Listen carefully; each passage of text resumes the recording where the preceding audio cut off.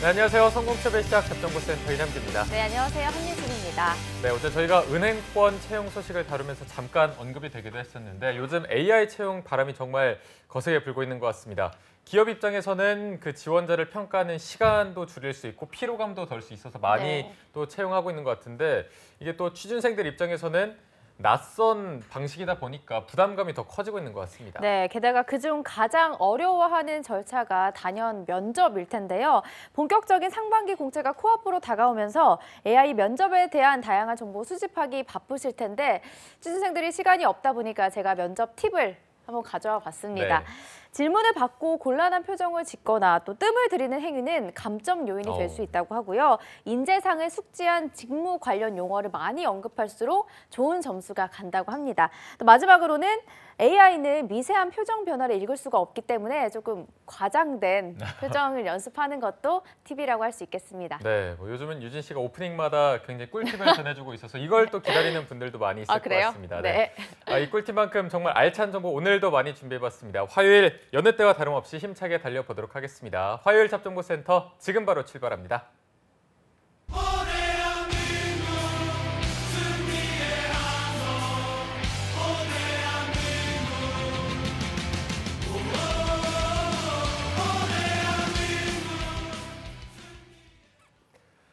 네, 대한민국 모든 취준생들의 염원을 실현시키기 위해서 공채 합격을 위한 필수 가이드를 전해드리는 공채 승리를 위하여 시간입니다. 네, 두 번째 시간으로 오늘 함께해 주실 두 분 모셨는데요. 먼저 잡정보센터의 아멘 목사님을 맡고 있으신 힐링 요정 차재원 코치님, 그리고 달달한 허니보이 더 빅스터디의 마민영 컨설턴트 두 분과 함께하겠습니다. 쌤들 안녕하세요. 안녕하십니까. 안녕하세요. 네, 안녕하세요. 반갑습니다. 자, 오늘은 저희가 작년도 2018년도 인문계 지원자들 상황이 어땠는지 그리고 2019년 올해 채용 전망을 짚어보는 시간을 가져볼까 하는데 본격적으로 얘기를 나눠보기 전에 이제 코치님과 우리 교수님 그 많은 제자들이 작년에 상하반기 통틀어서 좀 합격을 했잖아요. 지금쯤 이 합격한 분들은 어떻게 지내고 있는지 먼저 코치님 제자들은 어떤 편인가요? 사실 이공계 분들의 합격률을 묻는다면 밝게 말씀을 잘 드릴 수 있지만 사실 인문계 분들의 경우는 공기업 공공기관 합격자, 금융권 합격자를 제외하면 사실 요원한 상황입니다. 대개 이제 합격을 하신 경우가 학벌이 좀 좋으시든지 학점이 높으시든지 아니면 관련 분야의 인턴 경험들이 많은 분들은 유관 업종으로 취업들이 종종 되셨지만 그렇지 못한 분들의 경우들이 더 많고요. 지금 이 순간에도 뜨는 12월 1월 달에 떴던 기업들도 많이들 지원을 하셔가지고 일단 전형들을 계속 맞이하고 계신 상황입니다. 전체적으로 뭐 엄청 좋았다고는 할 수는 없죠. 네. 알겠습니다. 마쌤의 제자들은 좀 어떤 편인가요? 저는 그러면 취업을 한 친구들을 기준으로 좀 말씀을 드리면 일단 공채로 들어간 친구들은 아시다시피 지금 근무지 발령받고 또 세부 업무 배정받아서 되게 배우느라 바쁜 시기를 보내고 있고요. 그뿐만 아니라 이제 현대백화점 캠퍼스 리크루팅이라든지 아니면 롯데의 동계 인턴 이런 채용 전지형 인턴으로 들어간 친구들은 12월 1월간 인턴 실습 기간을 마치고요. 지금은 이제 최종적인 전환 면접을 본 친구도 있고 준비하는 친구도 있고 이런 과정에 있다고 말씀드릴 수 있을 것 같아요. 네, 알겠습니다. 제자들이 원하는 기업에 입사해서 잘 지내고 있는 모습 보시면 뿌듯하실 텐데 그 외에도 이과생들 외에도 문과라서 죄송합니다, 문송합니다라는 말도 있고요. 인구론 혹시 아시나요? 인구로는 어떤? 인구론 아시나요? 인구론 인구론 아시나요? 사람이 많다. 아니에요. 무슨 소리 네. 하시는 거? 인문계라서 인문계생들은 90% 논다. 이게 인구론이라고 너무 아픈 말이네요. 하네요. 그렇게 예쁜 말씀으로 논다 이렇게 하고하다는데 이렇게 문과생들을 약간 풍자하는 말들이 당연시하게 여길 정도로 문과생들에게는 조금 안 좋은 시기가 아니었나 싶은데 2018년도 취업 시장을 한번 비교를 해보면 어떻습니까? 일단은 이공계와 좀 인문계를 비교해서 간단하게 말씀을 드리면 이제 이공계 같은 경우에는 좀 어렵더라도 기업 입장에서 장기적 관점의 그런 경쟁력을 좀 확보하고자 연구 기술 개발이라든지 아니면은 생산 설비 확충에 좀 투자를 하는 모습들이 작년 18년도 전반적으로 좀 보였습니다. 그러다 보니까 이와 비례해서 이공계 분들의 좀 기회는 다수 있었던 것으로 판단이 되지만 반면에 이제 인문계라고 하는 인문계 출신 분들은 대다수 업종에 좀 상관없이 경영 지원이나 영업, 마케팅, MD 쪽으로 빠지는 경우가 다수인데 일단 아시다시피 경영 지원은 그 구조상 TO가 한정되어 있다 보니까 채용 규모가 적은 것은 우리가 인정한다고 하더라도 영업에서의 채용이 늘었냐? 그것도 아닌 것만 그러니까 그렇게만 보기도 좀 쉽지 않은 게 왜냐하면 최근에 내수 경기가 굉장히 부진하고요. 최저시급 인상 등으로 인해서 우리가 쉽게 말하면 관리해야 될 가맹점 그러니까 유통망 자체가 축소되다 보니까 기업 입장에서는 그만큼 영업 관리자가 예전만큼 더 많이 필요한 상황은 아니게 된 거죠. 따라서 2분기에 비해서 인문계가 들어갈 수 있는 문은 과거에 비해 조금 더 그러니까 갈수록 더 적어졌다라는 생각이 좀 많이 들었었습니다. 네, 알겠습니다. 차코치님은 또 어떻게 보셨나요? 네, 마민영 선생님께서 좋은 말씀을 정말 잘 해주셨고요. 저는 그거에 비추어 볼 때 벌어질 수 있는 연쇄적인 일들을 좀 말씀을 짧게 드릴까 합니다. 결과적으로 인문계 분들은 TO가 많은 곳으로 몰릴 수밖에 없는 그런 구조적인 아픔이 있습니다. 또한 수시 채용이 간헐적으로만 적은 TO로 이루어지기 때문에 좀 불안에 떨면서 취업 준비를 하실 수밖에 없는 상황이라서 아마 올해 그리고 내년 상반기까지는 공기업 중심의 지원들을 많이 좀 하실 경향들이 있지 않을까 싶고요. 금융권 취업으로도 많이 좀 전이가 되는 바람에 본인이 희망하지 않은 쪽 이를테면 나는 원래 내수 소비재 기업에서 상품 기획일을 하고 싶었고 마케팅을 하고 싶었던 분들조차 전혀 생각을 못했던 금융권 공기업 등으로 취업을 하셔야만 하는 조금 안타까운 일들이 벌어질 수 있습니다. 그렇다고 지금 그런 의사결정이 틀렸다거나 잘못됐다는 말씀은 아닙니다. 어디까지나 벌어질 수 있는 상황들을 좀 설명을 드린 것입니다. 이게 회사가 그래도 굴러가는데 이공계 학생들로만 구성돼서는 굴러갈 수가 없잖아요. 분명히 인문계 지원자들도 필요할 텐데 왜 이렇게 자꾸 바늘구멍은 좁아지고 그럼 실제로 기업은 인문계 지원자들을 좀 선호하지 않는 편인가요? 어떤가요? 인문계 경력자를 선호합니다. 경력자. 네.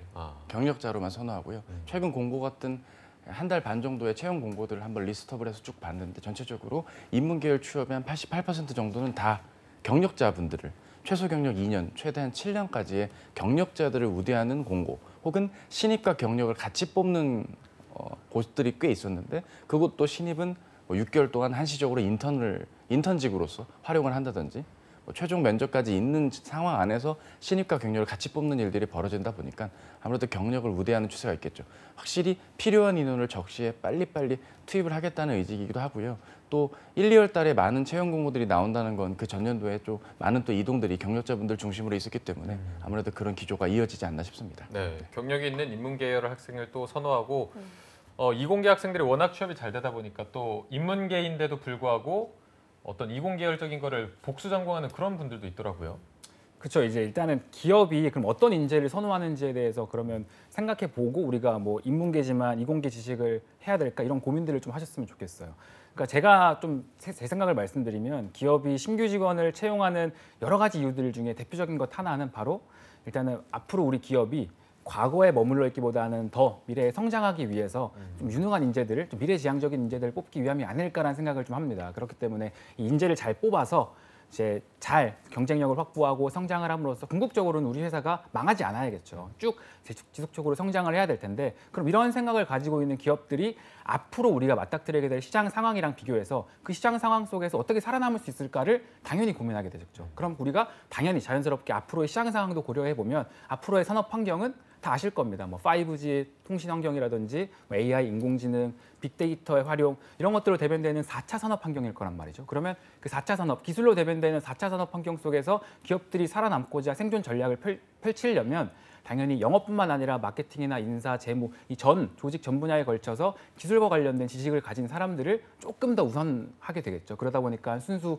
우리 어떻게 보면 기술에 대한 지식이 조금은 상대적으로 적을 수밖에 없는 순수 인문계 지원자들보다는 어느 정도 이공계 지식이 있는 이공계 베이스의 친구들을 조금 더 선호하기 마련이고 이런 추세이기 때문에 우리가 인문계지만 뭐 소프트웨어 관련된 코딩을 배운다라든지 이런 추세들이 나타나는 것으로 저는 좀 생각해 볼 수 있을 것 같아요. 네. 갈수록 이렇게 인문계생들은 설 자리가 더욱더 없어지는 것 같은데 쌤들의 취준 시절은 어땠는지도 궁금해져서 제가 알기로는 두 분 다 문과생으로 알고 있고 네. 네, 쌤은 관광학과였나요? 네. 그렇죠? 네. 차코치님은 어떤 학과죠? 인도. 아 맞다.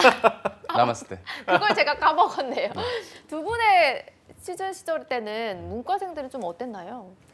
일단은 저 같은 경우에는 한 5년 전쯤에 준비할 때 그때도 마찬가지로 인문계는 좀 어려웠습니다. 뭐 취업에 한파가 불어닥쳤다.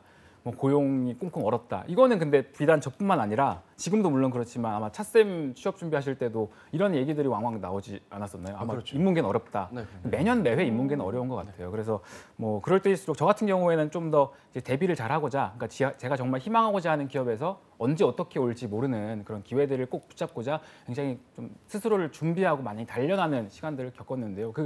제가 했었던 거 하나만 조금 더 팁을 이야기 드리면 저는 좀 되게 많이 지원을 하려고 했습니다. 그러니까 많이 지원한다는 게 구체적으로 내가 실제로 설정한 여기까지는 지원하겠다는 기준이 있을 거잖아요. 회사에 그러니까 소위 말하는 뭐 연봉이나 워라밸이나 뭐 네임밸류 규모 이런 기준에 조금은 미치지 못하더라도 내가 설정한 직무라든지 혹은 업종과 연관되어 있는 그런 기업들이라면 최대한 많이 좀 지원을 하려고 했습니다. 물론 메인으로 지원하는 기업들보다 힘은 좀 덜 주고요. 왜냐하면 실제로 저는 취업에 있어서 채용 프로세스를 실제 경험하는 것만큼 가장 효과적인 준비 방법은 없다고 생각해가지고 그래서 최대한 많이 지원을 하고 또 이런 기업들은 전략적으로 잘 고를 때 중요한 게 뭐냐면 서류 전형 이후 그 인적성이라든지 면접 단계로 우리가 패스될 확률이 굉장히 좀 높기 때문에 실제로 제가 준비했던 걸 인적성 시험장에서 그 환경 속에서 집에서 공부할 때뿐만 아니라 실제 환경 속에서 시험을 풀어보고요. 그리고 또 운이 좋게 면접으로 간다면 면접도 실전 경험을 쌓아보면서 아 내가 이 정도 준비가 되어 있구나. 그리고 간간히 또 합격 소식을 얻으면 또 기분도 좋고요. 근데 여기서 이제 이 전략을 만약에 여러분들이 쓰신다고 좀 뭐 가정을 했을 때 제가 또 드리고 싶은 말씀은 물론 이제 잘 돼서 합격이 되는 경우도 있을 텐데 그렇게 되면 만약에 내가 해당 기업을 가지 않겠다, 입사를 포기하겠다라는 생각이 있으면 그 합격 후에 바로 채용팀이나 그런 인사부서에 연락을 드려서 입사 포기 의사를 밝히는 게 굉장히 중요하다고까지 말씀을 드리고 싶어요. 왜냐하면 나의 그런 뭐 선택으로 인해서 다른 사람이 기회를 박탈하면 안 되기 때문에 많이 지원은 하되 만약에 내가 합격했을 경우에는 바로 가지 않겠다는 의사가 있다고 하면 밝히는 것도 중요하다는 것까지 좀 같이 참고해서 알아두셨으면 좋을 것 같아요. 예, 뭐 되게 좋은 말씀이신 게 저도 그렇게 비추어 진행을 했었고요. 어문 계열 분들을 위해 짧게 한 말씀만 드리자면 제가 이제 어문 계열이 출신이다 보니까 해외 영업을 지원해야지 하는 마음이 약 8년 전에 있었어요.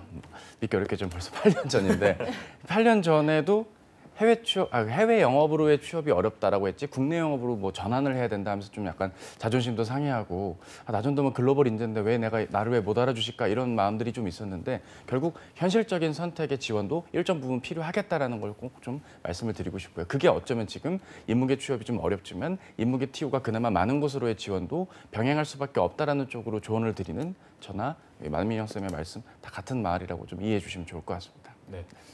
쌤들의 얘기를 조금 더 들어보고 싶은데 일단 어문학 계열이 취업하기 좀 어렵잖아요. 뭐 인도어, 중국어, 네. 일본어. 마음이 아프네요. 네. 저도 중국을 하서 그러니까요. 이거 하나만 살리기에는 기업에서 그렇게 막 원하진 않을 것 같거든요. 이런 거를 그렇죠. 좀 극복하고 취업할 수 있는 팁이나 방법 같은 게 좀 있을까요? 일단 그 인문계열 분들도 지원하려는 업종과 분야에 따라서 좀 접근법이 조금씩은 달라야 된다고 봅니다. 기본적으로 중국어나 일본어를 우대하는 곳들은 이제는 제조업 베이스의 회사들에서는 많이 없는 상황이고요. 내수 소비재 기업 안에서도 유통 플랫폼 안에서 좀 이런저런 제품들을 생산하는 곳들의 경우도 이제 이런 굵직한 언어들을 선호하진 않습니다. 도리어 그 특정 기업의 현지 법인에 취업을 해야 되는 해외 취업 경로가 아니라고 한다면 사실상 그 언어 자체만을 강조하는 건 불가하고요. 어디까지나 업을 충분히 내가 이해하고 있고 직무 역량 중심으로 나를 또 다른 무기들을 어필을 해주셔야지 단순히 언어 원툴. 그러니까 뭐 예를 들면 야구로 한번 비유를 해보자면 투수가 직구만 잘 던지면 뭐합니까? 변화구도 던지고 수비도 잘해야 되고 체력도 좋아야 되고 그래야겠죠. 어깨도 좋아야 되고 그렇죠. 남자 구직자분들만 이해하시는 것 같은데 어찌됐건 이런 다양한 요소들이 구비가 될 때 진행이 될 수밖에 없는 인문계 취업의 현실을 어느 정도 좀 받아들이시면서 좀 폭 넓고 좀 양질의 좀 영양가 있는 좀 영양소가 골고루 좀 준비되어 있는 그 인재로서 본인을 좀 만들어 가시는 것이 우리 어문계열 분들에게 필요할 것이라고 보고요. 이따가 좀 뒷부분 가서 각 전공별로 좀 더 얘기를 해볼 수 있는 시간이 있었으면 좋겠네요. 네, 알겠습니다. 마쌤은 또 관광학과잖아요. 네. 그 전공을 살려서 갈 수 있는 직종이 뭐 호텔리어나 뭐 그런 그렇죠. 뭐 쪽 호텔이나 많지는 않을 것 같은데. 여행사나 네. 뭐 컨벤션 그런 뭐 센터라든지 그런 쪽에 많이 전공을 살린다면 가는 편이었습니다. 그러면 뭐 주변 동기들이나 선후배들은 그쪽으로 많이 진출을 하나요? 아니면 뭐 관광학과 플러스 뭐 경영이나 이런 걸 해서 일반 기업 쪽으로 많이 가는 편인가요? 근데 사실 전공을 살리는 친구, 그러니까 선배들을 봤을 때 경우가 그렇게 많은 상황은 좀 많이 목격을 못했습니다. 왜냐하면 저희 같은 경우에는 뭐 보통 많은 분들이 그러실 거예요. 2학년이나 3학년 때 이제 관련 업계에서 인턴을 하게 되면 우리 업계가 어느 정도의 포지션에서 어느 정도의 임금 수준, 내 삶의 수준은 어느 정도 되겠구나라는 게 대충 그려지는데 그런 것들을 봤을 때 정말 솔직하게 말씀드리면 이 관광업계가 아직은 다른 제조업이나 부가가치가 높은 산업들에 비해서 그만큼 높은 대접을 받지 못하는, 그러니까 연봉적인 차원에서 워라밸 차원에서 높은 좀 따뜻한 그런 수준은 아니기 때문에 아무래도 전공을 정말 열정적으로 살리는 분들도 있었지만 여기서 우회해서 좀 내 전공을 조금 더 연관이 있는 분야로 접목을 시키고 뭐 은행이라든지 아까 말씀드린 저처럼 기업의 영업직무라든지 이런 쪽으로 좀 취업하는 경우도 굉장히 많은 상황이었습니다. 네. 자, 알겠습니다. 자, 그럼 이제부터는 올해 2019년 인문계열 학생들의 채용 전망을 좀 살펴볼까 하는데 먼저 두 분이 2019년 취업 시장을 인문계생의 입장에서 본다면 10글자로 좀 표현을 해주셨으면 좋겠습니다. 먼저 말씀이 10글자로요? 네네. 준비 안 하신 척 하시네요. 매년 그렇듯 꽁꽁 얼었다. 항상 어렵다는 말씀. 원래 8글자로 준비하셨다가 네. 지금 또 바로 10글자로 네. 만드시네요. 방금 만들었는데 일단은 어렵다는 거를 좀 말씀드리고 싶었어요. 그러니까 이공계열 같은 경우에는 대표적으로 우리가 이공계하면 떠오르는 업종들 있잖아요. 뭐 반도체다, 그쵸. 배터리, 바이오, 뭐 디스플레이 이러한 좀 그 산업의 대장격들인 그 업종에서 조금 이끌어주고 이어서 뭐 부품이나 소재와 같은 좀 연관된 분야로의 그 산업까지 같이 좀 시너지가 나는 발전이 기대가 되는데 인문계라고 했을 때 떠오르는 업종이 글쎄요, 뭐 유통업이나 식품 이쪽밖에 없다는 게, 그러니까 부가가치가 굉장히 높고 채용 규모를 크게 이끌어줄 만한 업종들이 없다는 게 사실 꾸준히 제기되어 온 좀 아쉬움인 것 같아요. 그래서 뭐 그래도 이제 유통업을 우리는 버릴 수가 없으니까 유통업에 대해서 조금 더 말씀드리면 굉장히 좀 많은 변화에 직면하고 있죠. 2019년도 더 큰 변화의 바람이 있을 것 같은데 뭐 일단 그 과거에 유통업의 성장을 이끌어 왔었다고 할 수 있는 대형마트나 SSM이나 편의점과 같이 이런 오프라인 할인점들이 최근에는 정부의 출점 규제라든지 아니면은 그 의무 휴무일, 그러니까 매주 둘째 주, 넷째 주 일요일은 쉬어야 됩니다. 이런 의무화라는 규정, 그리고 또 지방 그 상권들의 반발들로 인해서 출점이 쉽지 않은 상황이 되었습니다. 그래서 과거와는 같은 방향으로 성장하기가 쉽지 않기 때문에 최근에는 또 그런 시장 상황뿐만 아니라 또 우리 소비자들의 구매 패턴도 굉장히 달라졌잖아요. 온오프라인의 경계가 그만큼 약해진 것도 있고, 그래서 좀 이 유통업종에서도 우리가 많이 갈 수 있는 유통업종에서도 그 전략의 다양화 수정이 굉장히 필요하다. 그래서 이 전략을 기업이 바라보는 시장과 이런 온오프라인 상황을 조금 더 같은 눈높이에서 바라볼 수 있는 전략이 2019년도에는 더 유통업을 위해서는 요구가 되겠다라는 말씀을 좀 드리고 싶습니다. 네. 차코치님의 10글자도 한번 들어볼게요. 사실 이 10글자는 제가 처음에 대본을 드릴 때부터 준비됐던 건데 네. 본의 아니게 저 때문에 피해를 입으신 것 같아요. 죄송한 말씀입니다. 자식 생각하는 부모 마음이라고 말씀을 드리고 싶습니다. 네, 무슨 자식 의미냐? 생각하는 되게 부모 거창해 보이죠? 네. 그러니까 되게 애틋하고 사랑스럽고 잘해주고 싶고 나쁜 짓을 해도 이해가 되는데 내 뜻대로 안 되는 그런 거겠죠. 그러니까 내 마음 같아서는 좀 많이 뽑아주시면 좋을 텐데 생각보다 안 뽑히는 이런 안타까운 현실을 한번 반영해봤습니다. 이게 무슨 의미인가 하니 사실 방금 말씀께서 좋은 말씀을 주셨지만 부가가치가 분명 있는 산업이긴 합니다. 유통이라든가 내수 소비재 기업들이 채용을 안 하고 있는 것은 아닙니다. 충분한 수로 채용을 하고 있습니다. 어떻게 해요? 현장에서 물건을 판매하시는 분들, 물건을 나르고 이동하시는 데 쓰시는 분들, 아르바이트에 가까울 정도의 일들을 하시는 분들, 네, 물론 소중한 일자리들입니다. 그런 일자리들 중심으로 채용이 이루어지다 보니 대졸 공채 신입으로 지원을 하시는 여러분들 기준으로, 즉 대졸 사무직으로 지원을 하시는 데 있어서는 조금은 아쉽고 안타까운 일들이 벌어지는 거겠죠. 따라서 지금의 현 시점은 자식 생각하는 부모 마음, 조금 아쉽지만 그래도 이해를 해줘야 되고 그 안에서 최대한 노력을 하셔야 되는 상황이다 말씀을 드리고 싶습니다. 네, 알겠습니다. 이렇게 취업난을 겪고 있긴 하지만 그래도 취준생들은 자신의 경쟁력을 내세워서 그 좁은 문을 뚫고 나가야 할 텐데 네. 인문 계열의 취준생들이 선호하는 직무나 기업 같은 게 있다면 어디라고 볼 수 있을까요? 예, 뭐 저부터 말씀을 드리자면 제가 전에 있던 곳이 홈쇼핑 회사였습니다. 예전에 그 TVN 드라마 로맨스를 부탁해 시리즈가 있었는데요. 그 드라마에 이제 홈쇼핑 MD가 주인공으로 나옵니다. 그해 MD 지원율이 좀 높았다라는 썰도 회사 안팎으로 조금 일부 있었을 만큼 어떤 외부의 어떤 컨텐츠나 어떤 주변의 카더라 등에 쉽게 그냥 의사결정을 해서 그 일이면 괜찮을 것 같아. 그리고 뭐 나 정도면 이 정도 들어가 줘야지 라는 식으로 좀 막연하게 접근을 하셨다가 막상 공채가 시작되고 전형을 거듭되고 탈락이 반복되면서 이 길은 내 길이 아니구나 하면서 조금은 현실적인 접근을 하시는 경우들도 덜어 있고요. 이렇게 직무에 대한 선택군 그리고 내가 어떤 직군에서 일을 해야겠다라는 게 좀 모호한 채 시작을 하는 게 일반적입니다.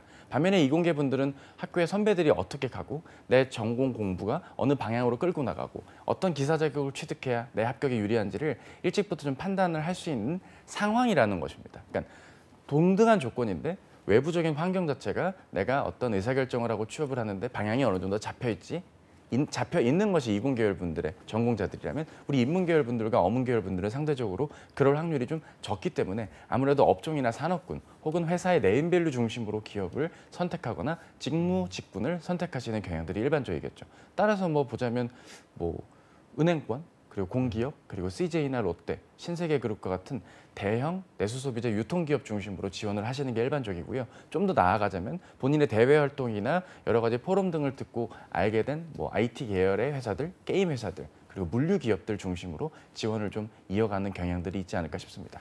네, 알겠습니다.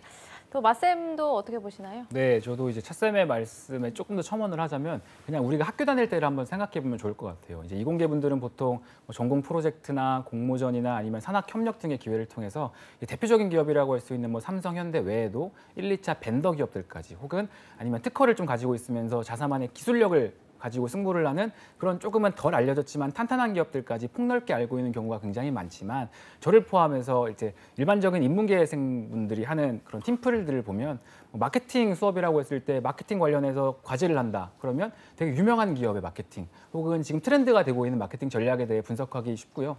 뭐 경제학도들이 재무제표를 분석한다. 그러면 마찬가지로 우리나라의 아니면 해외에 되게 유명한 대기업들 위주로 좀 분석하다 보니까 말씀하신 그 상황에 조금 차이 때문에 어떻게 보면 인문계 같은 경우에는 우리가 평소에 쉽게 접할 수 있는 경험을 할 수 있는 백화점이나 편의점, 은행들에 조금 더 우선해서 먼저 지원을 하는 그런 경향들이 나타난다라고 좀 볼 수 있는 것 같습니다. 네. 네.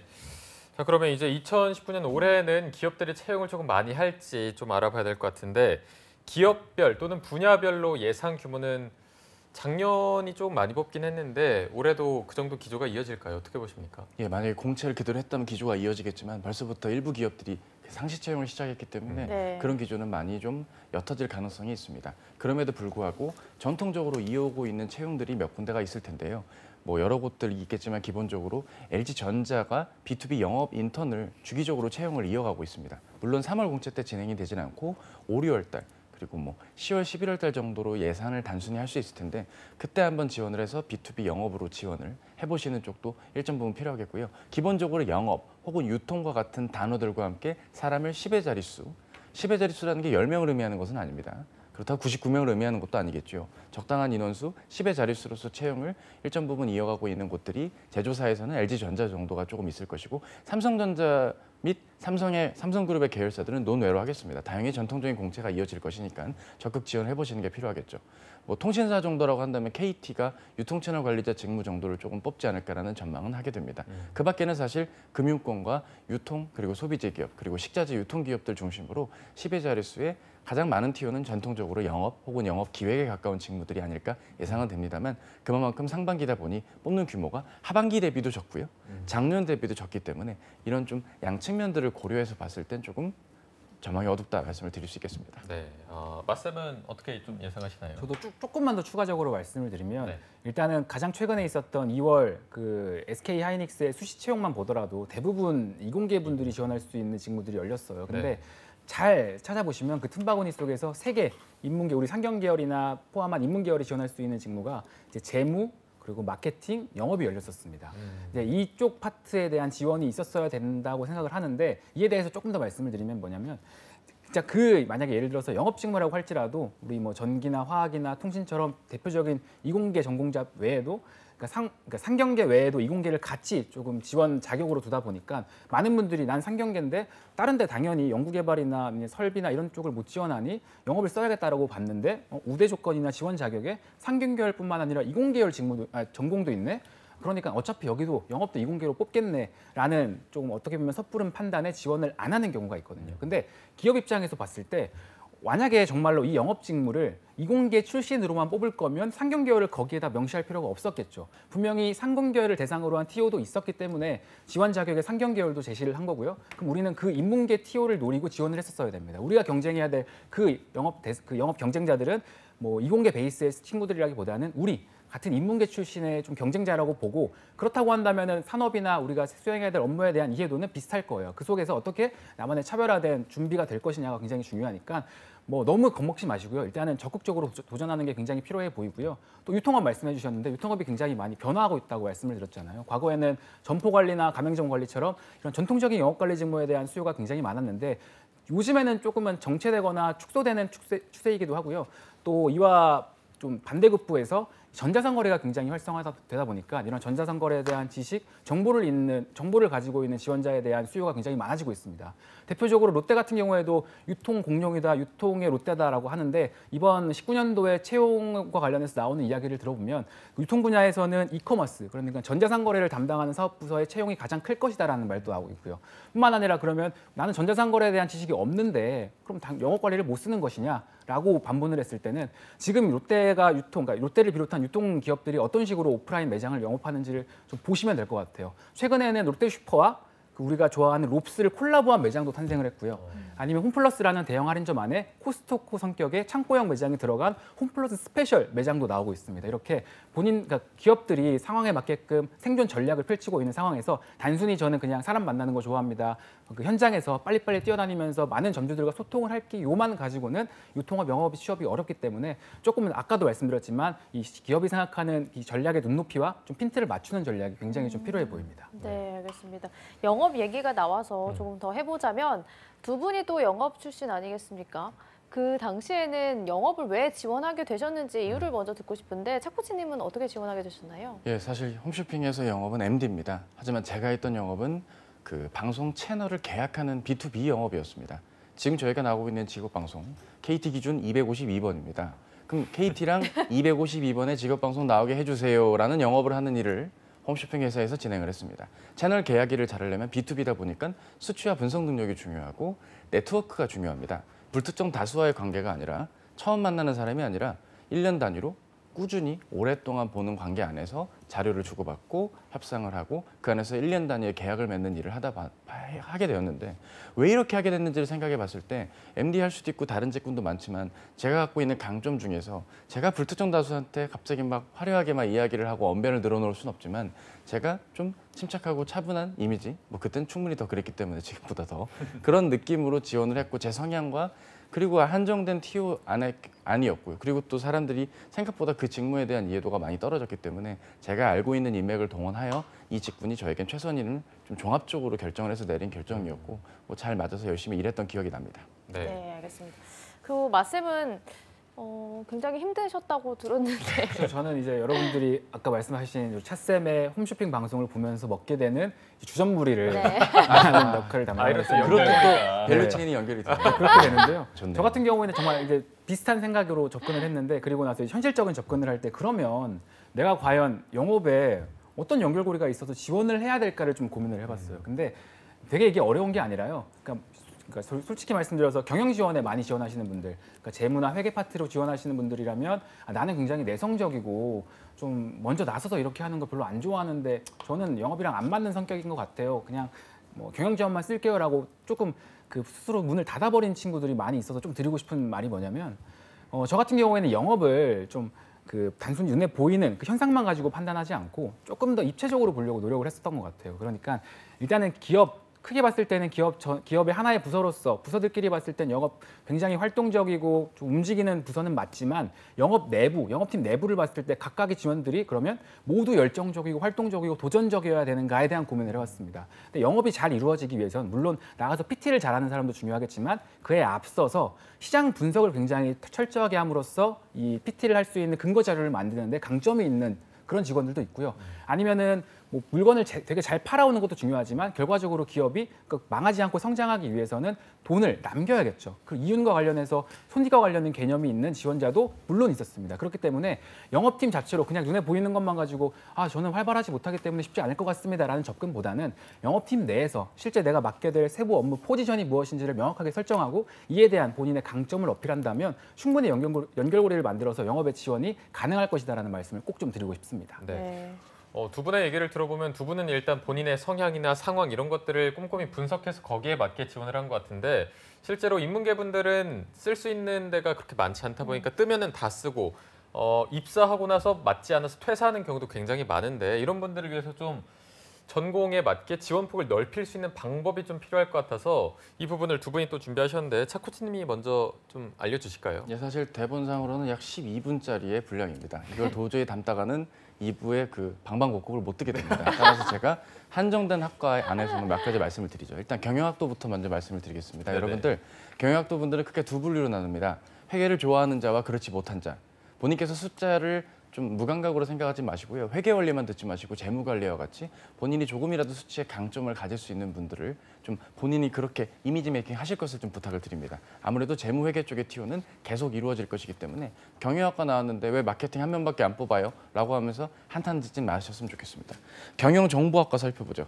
MIS 쪽이 앞으로 각광을 더 받게 될 것입니다. 카드나 캐피탈사 중심으로 채용이 이루어질 것이기 때문에 확실히 학종 관리를 잘해 주실 것을 부탁을 드립니다.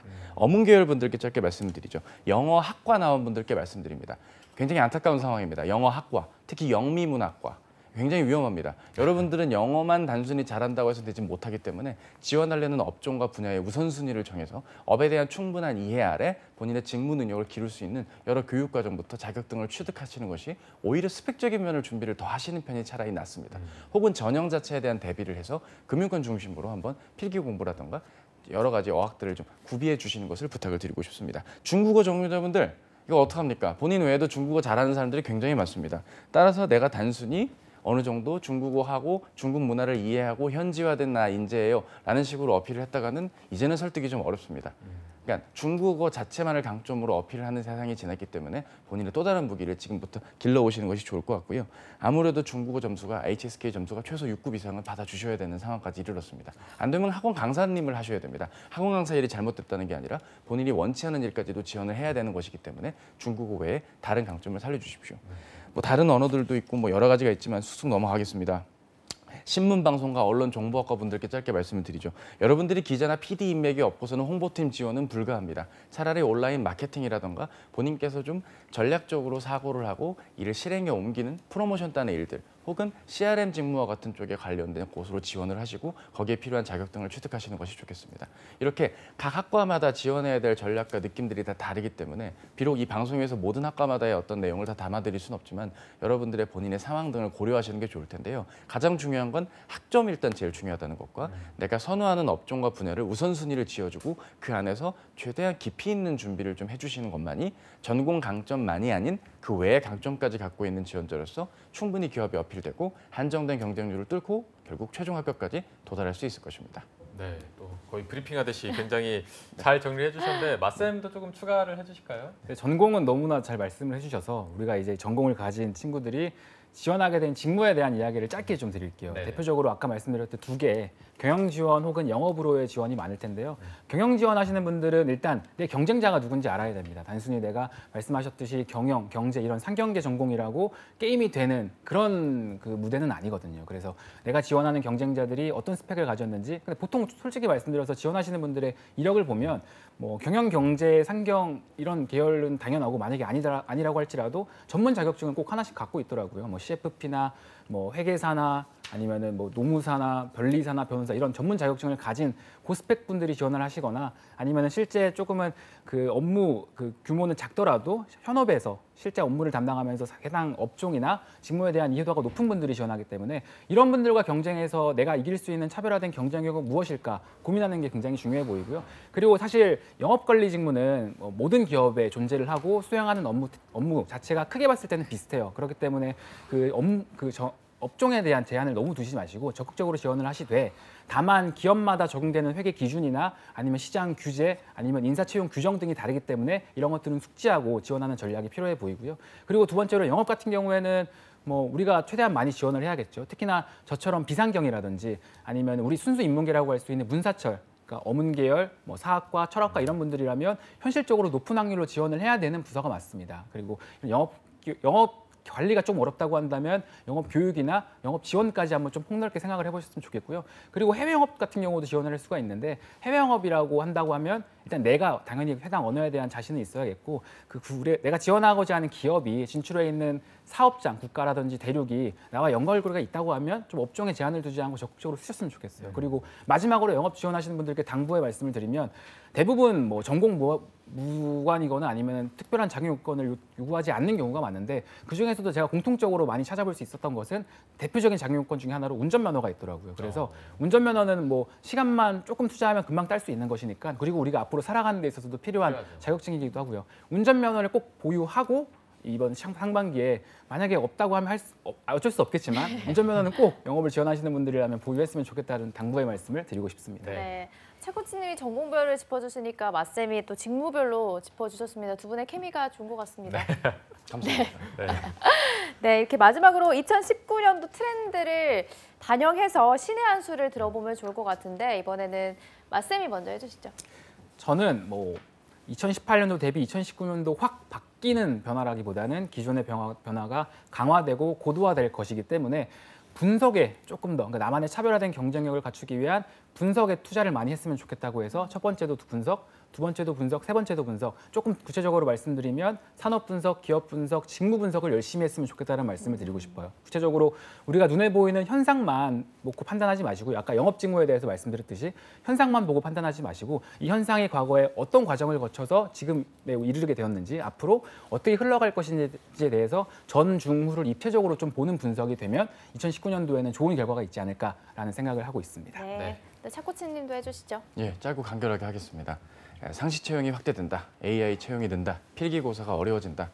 이 모든 이 게임의 법칙들을 학습으로 이해하시는 분들이 계십니다.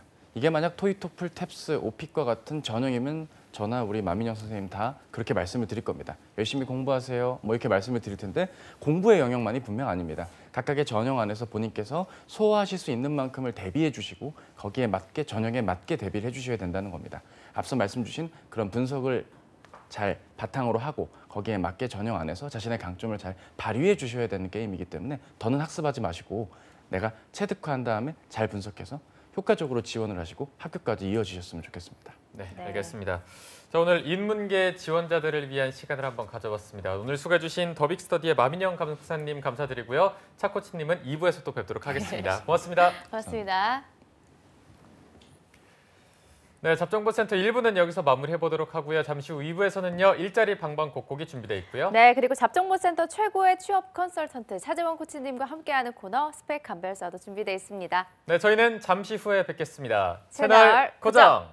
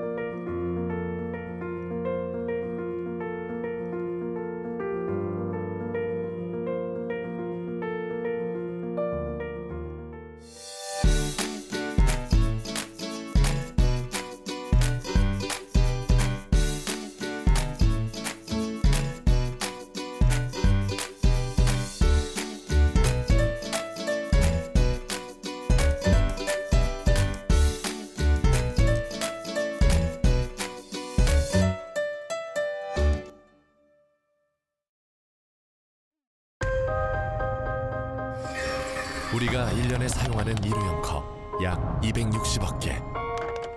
플라스틱 컵이 분해되는 시간 최소 500년. 지구도 한 번 쓰고 버리실 건가요? 늦지 않았습니다. 일회용품 줄이기, 나부터 시작입니다. 기회를 나누면 더 큰 기회가, 열정을 나누면 더 큰 열정이, 가능성을 나누면 더 큰 가능성이. 함께 일하는 희망 공식. 우리의 미래를 더하는 일입니다. 한국 직업 방송을 보면 취업이 보입니다.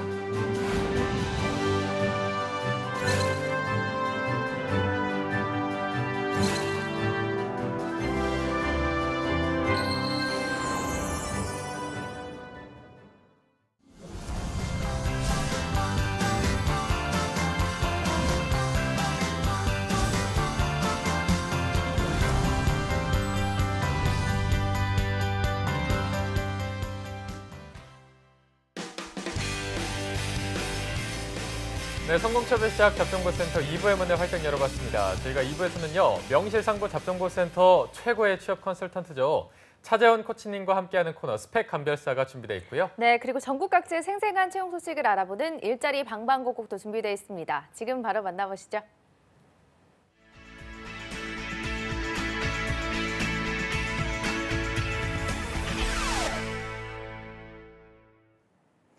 네, 매일매일 전국 각지의 생생한 채용 정보를 알아보는 일자리 방방곡곡. 오늘은 부산으로 가보겠습니다. 부산의 노혜윤 주무관님 연결되어 있습니다.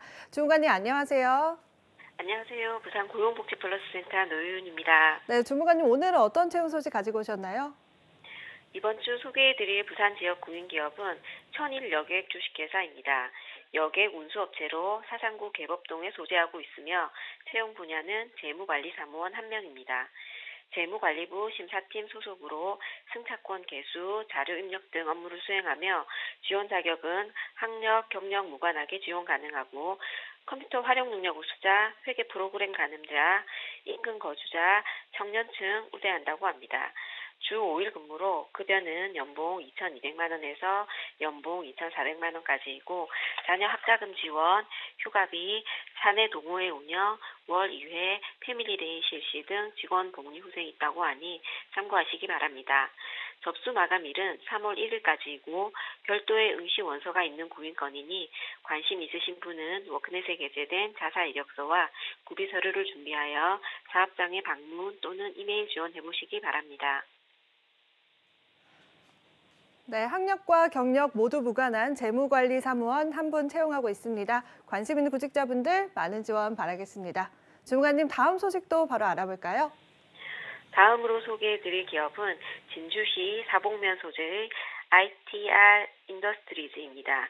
중장비 부품, 트랙링크 제조 외국계 강소기업으로 채용 분야는 공업기계 정비원 3명입니다. 생산설비 시설 보수관리 및 설비 관련 치공구류 제작, 지원 관리 업무를 수행하며 지원 자격은 학력은 무관하나 경력은 2년 이상자 지원 가능하고 전기, 전자 관련 자격증 소지자, 컴퓨터 활용 능력 우수자, 인근 거주자, 청년층 우대하고 청년 내일 체험 공대 가능한 사업장입니다. 주 5일 2교대 근무로 급여는 월 296만 원에 상여금 300% 별도로 있으며 경력에 따라 면접 시 급여 협의 조정 가능합니다. 그 밖에 직원 복리 후생으로 진주 전 지역 통근버스 운행, 우수사원 보상, 장기 근속 보상, 정기 건강검진 지원 등이 있다고 하니 참고하시기 바랍니다. 채용 시 마감되는 구인건으로 현재 진주고용센터에서 채용 대행 중이오니 지원 의사 있으신 분은 워크넷 확인 후 이력서, 자기소개서를 준비하여 사업장에 이메일로 지원해 보시기 바랍니다. 네, 2년 이상 경력의 공업기계 정비원 총 3분 채용하고 있습니다. 채용 시 마감되는 구인건이니까요. 빠르게 지원해 주시면 좋겠습니다. 네, 주무관님 오늘 소식 고맙습니다. 고맙습니다. 네, 다음은 전주로 가보겠습니다. 전주의 이효순 주무관님 안녕하세요. 안녕하세요. 전주 고용복지 플러스센터 이효순입니다. 네, 주무관님 오늘 전주에는 어떤 소식 기다리고 있나요? 네, 이번 주 소개해드릴 전북 지역 업체는 주식회사 천일 CIL입니다. 전라북도 익산시 팔봉동에 위치하고 있으며 절연선 및 케이블 제조업체에서 생산관리 사무 업무를 담당할 생산품질 사무원 및 관리원을 신입, 경력 각 1명씩 채용합니다. 학력은 대졸 이상 지원 가능하며 신입 직원과 경력은 3년 이상이신 분 지원 가능합니다. 우대 사항으로는 컴퓨터 활용 능력 우수자, 인근 거주자, 차량 소지자, 청년층을 우대한다고 합니다. 주 5일 근무로 근무 시간은 오전 8시 30분부터 오후 6시 30분까지이며 급여는 신입은 연봉 2,400만 원, 3년 이상 경력자는 연봉 3,200만 원입니다. 채용 시 마감되는 구인건이므로 지원을 희망하시는 분은 이력서와 자기소개서를 준비하셔서 이메일로 접수해 주시기 바랍니다. 네, 생산품질사무원 신입과 경력 각각 1명씩 채용합니다. 관심 있는 구직자분들 우대사항 꼼꼼히 체크하셔서 지원해 주시기 바랍니다. 주무관님 다음 소식도 바로 알아볼까요? 다음에 소개해드릴 채용 정보는 애니텍 플러스 주식회사입니다. 전라북도 완주군 용진면에 소재하고 있으며 하이트 맥주 공장 내 병맥주 생산 라인에서 공병 선별 작업 업무를 수행할 식품 분야 단순 종사원 10명을 채용합니다. 학력, 경력은 무관하며 우대사항으로는 인근 거주자, 차량 소지자, 청년층을 우대한다고 합니다.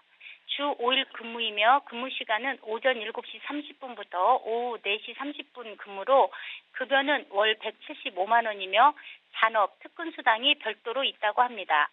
구인 마감일이 3월 15일까지이므로 지원을 희망하시는 분은 이력서를 준비하셔서 이메일로 접수해 주시기 바랍니다. 네, 학력과 경력 모두 무관한 구인건이고요. 식품 분야 종사원 총 10명 채용하고 있습니다. 관심 있는 구직자분들 많은 지원 바라겠습니다. 주무관님, 오늘 소식 고맙습니다. 네, 고맙습니다. 네, 지금까지 일자리 방방곡곡 경남과 전북의 채용 소식 알아봤습니다.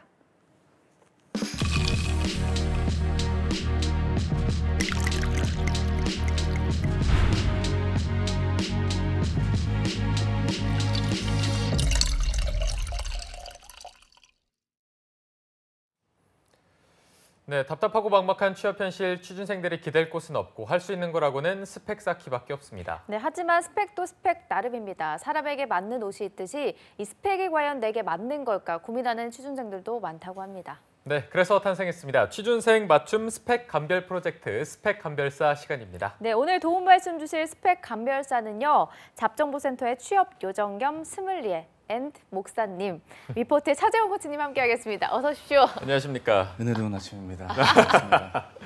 네, 그리고 또 2부의 도우미 신세미 캐스터도 함께합니다. 어서 오십시오. 안녕하세요. 네, 안녕하세요. 반갑습니다. 네. 자, 차 코치님 이제 바로 이번 주부터 3월이잖아요. 네, 3월이면 그렇죠. 이제 많은 분들이 봄이다 이렇게 느끼게 될 텐데 네. 봄 계획 갑자기 봄을 봄이죠. 네. 봄이 찾아왔습니다. 이게 봄이 정말 갑자기 찾아오더라고요. 그러니까요. 놀랍네요. 봄 계획 따로 있으십니까? 봄 계획 저에게 있어 봄은 크게 두 가지입니다. 공채가 있는 계절과 없는 계절로 나뉘는데 있는 3월엔 바쁘겠지만 없는 4월엔 방송에도 매진을 해야겠죠. 열심히 한번 해보겠습니다. 일만 하시겠다는.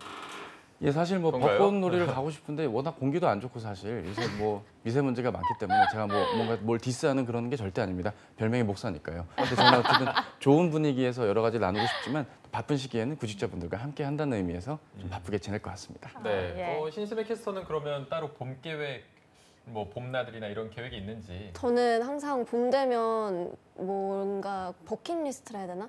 그게 있었는데 진해의 그 벚꽃 축제가 군항제.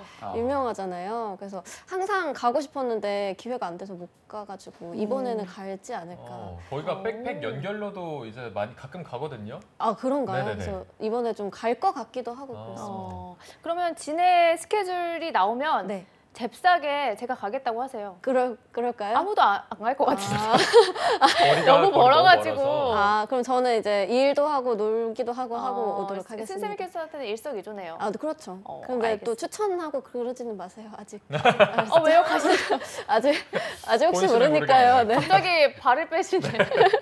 네, 그러면은 기도하고 계시는 차코티님, 오늘 사연 들어가기 전에 신세미 캐스터가 신청 방법부터 한번 소개해 주시죠.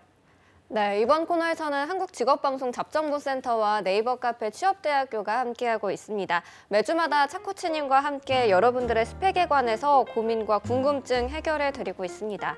자신의 스펙에 관해 고민이 있다면 주저없이 취업대학교 오셔서 많이들 신청해 주시고요. 또 신청해 주신 분들은 방송 끝에 한 분을 추첨해서 소정의 작은 선물 드리고 있습니다. 많이들 참여해 주시기 바랍니다. 네.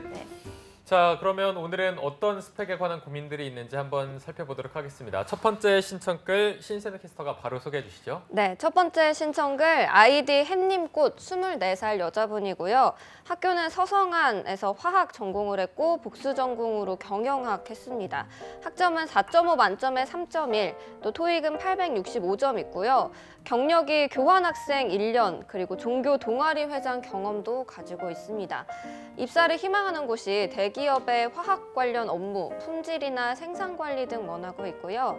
하고 싶은 말은 원래 공기업을 희망을 했는데 커말과 한국사 등 자격증이 없어서 사기업으로 방향을 틀었습니다. 그렇게 방향을 틀고자 하니 어떻게 준비할지 막막해서 도움을 요청합니다. 네, 공기업 희망을 생각하신다면 아직 나이가 어리기 때문에 자격증 뭐 이런 거 준비해도 될 것 같은데 어떻게 조언하실까요? 예, 준비해도 됩니다. 정확하게 보셨고 이제 거의 뭐 강사로 하셔도 무리가 없을 정도의 나이들아 이 코로나 좀 위험합니다. 어찌됐건 지금 아쉬운 부분은 지금 졸업을 하셨는지가 확인이 어렵지만 학점이 3.1 조금 낮습니다. 따라서 대부분 이런 상황, 즉 학점을 제외한 나머지 조건만 본다면 삼성그룹 계열사로의 취업을 좀 적극 추천을 드리지만 학점이 낮으시기 때문에 이 낮은 학점이 행여나 G서트가 통과된다 하더라도 면접 때 굉장히 불리하게 임원 면접 때 작용할 소지가 있습니다. 따라서 학점을 관리할 수 있는 상황이라면 학점을 좀 더 따실 것을 부탁을 드리고요. 그렇지 못한 상황이라고 하신다면 일단 주어진 학점 내에서 본인께서 할 수 있는 최선의 지원을 하시는 것이 최선입니다. 일반 화학이라든가 정유업계 쪽으로의 지원은 조금 위험하고요. 결국 뭐 디스플레이 반도체, 2차 전지 쪽에, 솔라셀 쪽에 지원을 하시는 게 그나마 최선이 아닐까 싶습니다. 대부분 여성공학도 분들이 품질 쪽으로 지원을 할 수밖에 없는 상황입니다. 아무래도 지금 많은 분들께서 생각하실 수 있는 영역이 나는 여성 구직자고 내가 실험실이나 연구, 뭐 프로젝트 했던 것들이 아무래도 역할이 뭐 내가 관심 있는 분야로 집중이 되어 있는 분들일수록 그렇게밖에 생각을 하시는데 사실 신입공채로 품질을 뽑는 규모가 그렇게 많지는 않기 때문에 생산관리 쪽으로까지 같이 고민을 하신다는 건 굉장히 고무적으로 보입니다. 어디까지나 화학공학도로서 화학기술을 기반으로 본인의 지식을 기반으로 공학적인 사고와 문제 해결력을 좀 보여줬던 실험실 경험이나 프로젝트 경험 중심으로서 전형 안에서 내 경험을 정리하시는 것 그리고 지금 자격증이 하나도 없기 때문에 분석화학기사나 품질 경영기사 정도는 좀 확보를 하시는 게 좋습니다. 근데 이게 만약에 상망이 있다라고 한다면 이 대개 기사 자격이 이제 4월에서 6월 사이에 좀 집중적으로 나올 것이기 때문에 일단 상반기 공채는 정성적으로 진행을 하되 삼성까지는 너무 큰 기대는 마시고 일단 지원을 하시면서 본인의 화학 전공을 살릴 수 있는 업체들 뭐 일반 화학이나 폴리머 쪽으로 지원은 가능하나 채용 자체가 안 날 소지도 있다는 점을 유념해 주시고요. 반도체나 2차 전지 쪽은 생산 관리까지 고려한 지원을 하시고 그렇게 한 다음에 전형이 진행되는 과정 속에서 5월, 6월 달에 기사 자격을 취득할 수 있게 학습을 좀 틈틈이 하시면서 기사 자격을 취득하시고 취업이 안 될 경우까지 고려한다면 하반기 때는 본인께서 이제 기사 자격까지 취득하셨기 때문에 좀 더 나은 결과가 나오리라 생각을 합니다. 따라서 그런 플로우로 지원을 좀 이어가셨으면 좋겠습니다. 네, 알겠습니다. 자, 이어서 두 번째 신청글을 살펴볼 텐데 앞서 저희가 일부에서 얘기를 나눴던 어문학 계열의 전공자의 사연인 것 같습니다. 바로 두 번째 댓글 신세미 캐스터가 읽어주시죠. 네, 아이디 베라띠라노 님입니다. 4년제 지방사립대에서 어문학 전공을 했고요. 학점은 4.5 만점에 3.9, 그리고 중국어가 HSK 6급, TSC 5급, 그리고 오픽이 IH, BCT 270점 있고요. 영어로는 오픽 IM2도 있습니다. 자격증이 중등 정교사 자격증, 한국사 3급, 운전면허 1종 있고요. 입사를 희망하는 곳이 LCC 항공사의 지상직, 공항 서비스나 영업 원하고 있습니다. 앞으로 뭘 더 준비하면 좋을까요? 네. 이분이 부족하다고 느끼는 스펙으로 영어하고 유유를 엄청 많이 적어주셨거든요. 영어를 그냥 준비를 해야 할까요? 준비를 해주시는 게 아무래도 좋겠습니다. 왜냐하면 좀 중국어가 HSK 6급이면 그 6급에 준하는 어학을 좀 갖춰주시면 좋겠습니다. 그래야만 본인의 어학 강점을 바탕으로 본인의 강점을 어필할 수가 있기 때문이고요. 항공사 LCC 지상직을 희망한다 하셨는데 제주항공이 떴던 거 혹시 아마 이 사연 보내주신 분 아마 지원까지 하셨으리라 또 봅니다. 일반직으로의 지원도 같이 병행을 좀 해주셔야 됩니다. 단순히 이제 그런 게 있습니다. 일반 항공사의 지상직이 있고요. GHA라고 해서 결국 지상직과 협력사로서 뭐 에어코리아 같은 곳들이 인기 마련인 거죠. 따라서 본인께서는 단순히 어디 항공에 일반 지상직 떴네 하고 거기만을 노려서 지원을 하신다면 뽑는 규모가 적기 때문에 취업이 어려우실 겁니다. 실제로 해외 여행을 가실 때 화물을 이제 위탁을 하거나 맡기시지 않습니까? 그 업무 처리해 주시는 분들이 바로 이 GHA 회사의 직원분들이실 겁니다. 거기에 지원을 좀 하셔야 되는 게 필요하겠고요. 지금 현 시점에서는 결국 영어 말하기 점수 확보 그리고 이제 뭐 토파스라든가 CRS와 같이 예약 발권 프로그램들이 있습니다. 그거와 관련된 자격이나 해당되는 교육 과정을 좀 이수를 해주시면서 본인께서 좀 취업을 하시는 것이 좋겠고요. 뭐 체력 테스트라든가 이런 게 점차 줄고 있는 추세이기 때문에 뭐 억지로 헬스를 끊으시거나 이런 노력을 하시기보단 본인께서 굳이 왜 여기에서 지상직 업무를 하셔야 되는지 그리고 지상직 업무에서 꼭 필요한 것들은 크게 세 가지. 센스라든가 본인의 상황 판단력적인 면들 그리고 본인의 서비스 마인드들 마지막으로 의사소통적인 면에서 전달력 등을 좀 평가하시게 될 겁니다. 전달력이라는 게 말을 잘하고 유려한 게 전달력이 아니고요.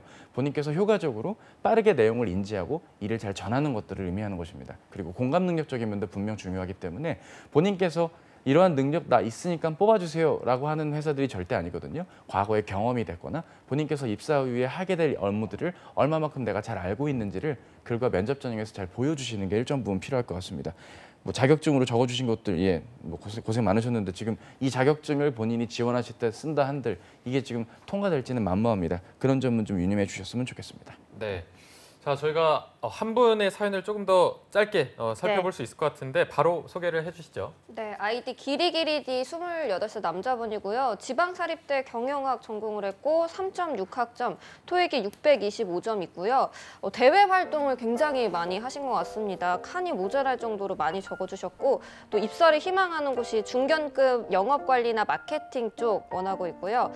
창업을 하면서 이것저것 경험과 대외 활동 관련 쓸거리는 많은데 취업 준비를 하면서 뭐가 부족한지 좀 알고 싶습니다. 네, 이분이야말로 정말 너무 많아서 어떤 거를 뽑았어야 될지 궁금하신 것 같아요.